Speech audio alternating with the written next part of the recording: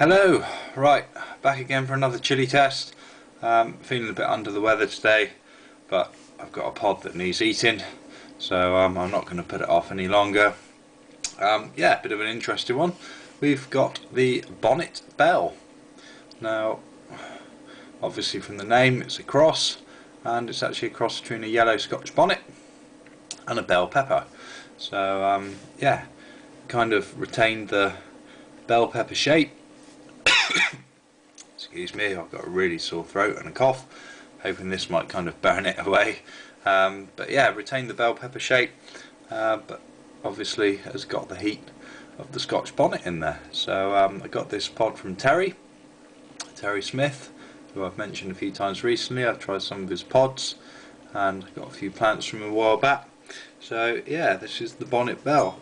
So I'm just going to chop it open, have a quick look inside. Ooh, loads of seeds. Got a really fresh, yeah, it's actually got more of a bell pepper smell to it than like a Scotch bonnet. There we go, if you can see inside. So quite a bit of placenta up the top here, and yeah, as you can see in behind the placenta and all down here, loads and loads of seeds. So I'm just going to get a few seeds out of it. Don't know whether I'm going to grow it next year or not, but I'd rather have the seeds just in case I decide to. So yeah, get a few seeds out of that. Yeah, definitely not got a Scotch bonnet aroma. They kind of grow in varying shapes and sizes, as do a lot of F1 hybrid peppers.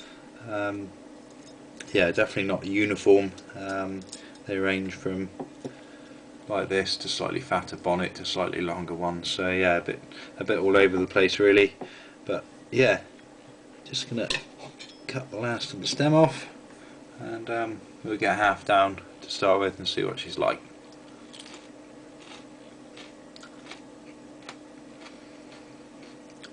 Oh,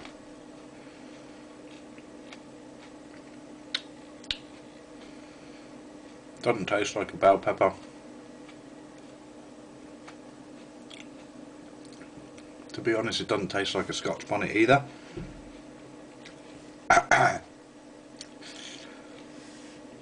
Already really painful in the throat, but then that's more that I've got a really sore throat. Ah.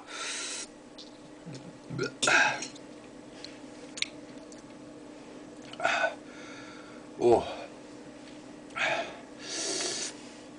Right, it's all around the mouth. Is where the initial burn is, but right in the top back of the throat, where my throat's actually at its sorest, that's where it's giving me the most pain.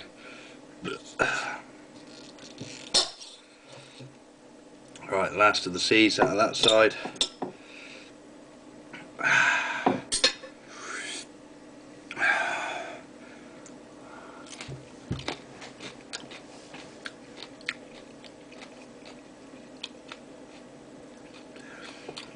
It's kind of a little bit sweet,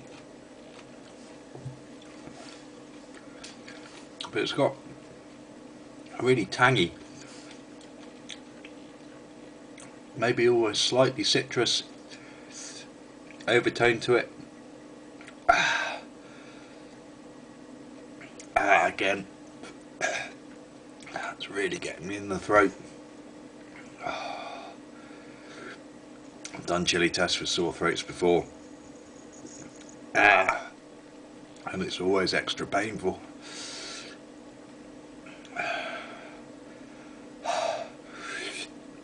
Producing heaps of drool, and my nose is running, but then it was beforehand anyway.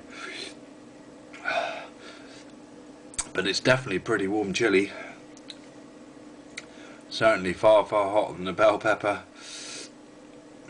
Up there with the Scotch bonnet, not quite, but it's pretty hot. I mean, you're talking We're talking at least 100,000 scoville units for certain. Maybe a little bit more. Yeah, I would say more actually, maybe up around the 150 mark.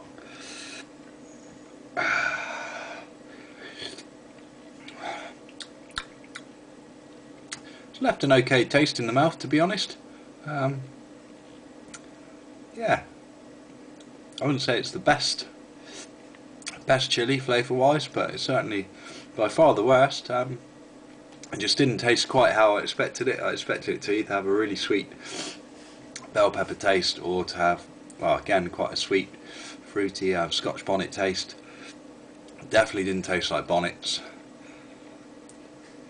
but definitely, excuse me, it's just hit the stomach. Definitely got the heat of the bonnet there. Really repeating on me now. Actually, almost got tears running down my eyes.